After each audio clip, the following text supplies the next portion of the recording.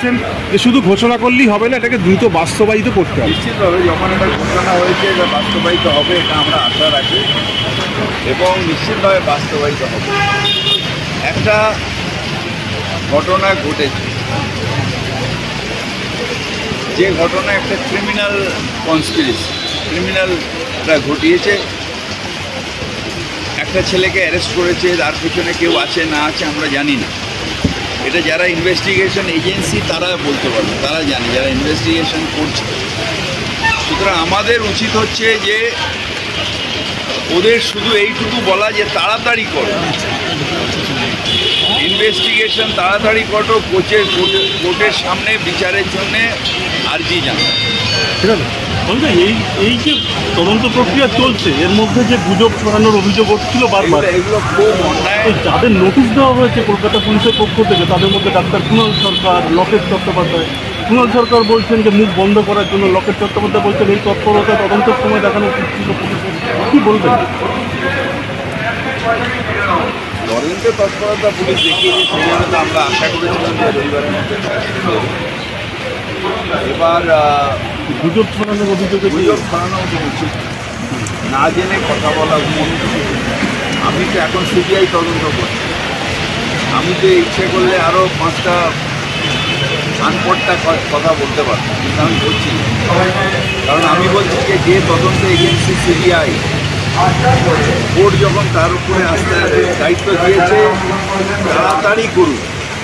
তাড়াতাড়ি করুক, যে দোষী তাকে কোর্টের সামনে নিয়ে আসুক। আনচটকা কথা বলাটা উচিত নয়, এটা খুব সেন্সিটিভ ইনভেস্টিগেশন। এখানে আমি এখনই ও দোষী এইটা হয়েছে এটা বলতে পারি না। এটা তদন্তের মুখ থেকে ঘুরিয়ে দেওয়া হচ্ছে, যারা উদ্দেশ্য প্রণীতভাবে তদন্তের মুখটাকে ঘুরিয়ে দিচ্ছেন। আমরা এর মধ্যে যদি করে যে ওইখানে একটা হয়েছে, ওখানে হয়েছে, এগুলো তদন্তের মুখকে ঘুরিয়ে। লেট দি ইনভেস্টিগেশন এজেন্সি ইনভেস্টিগেট। এটার মধ্যে ইন্টারফারেন্সের উচিত নয়।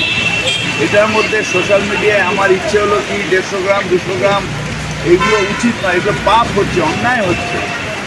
মানুষকে বিভ্রান্ত করাটাও একটা অন্যায়।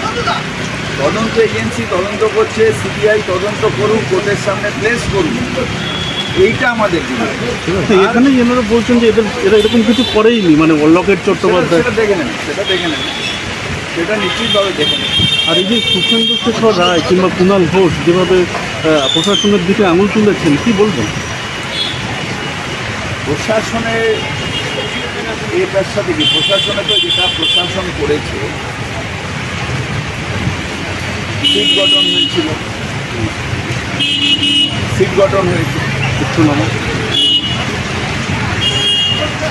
তাড়াতাড়ি যাতে ইনভেস্টিগেশন হয় সেটা হয়েছে।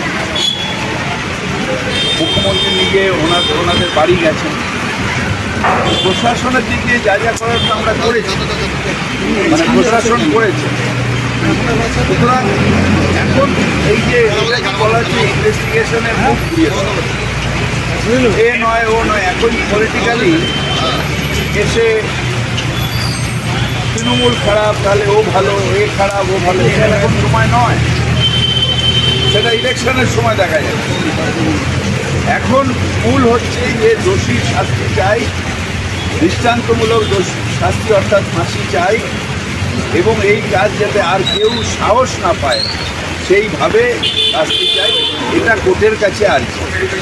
শেষ প্রশ্ন, এই যে খেলা যে বাতিল হলো কিন্তু সমর্থকরা যে বিক্ষোভ দেখাচ্ছে, কি বলবেন?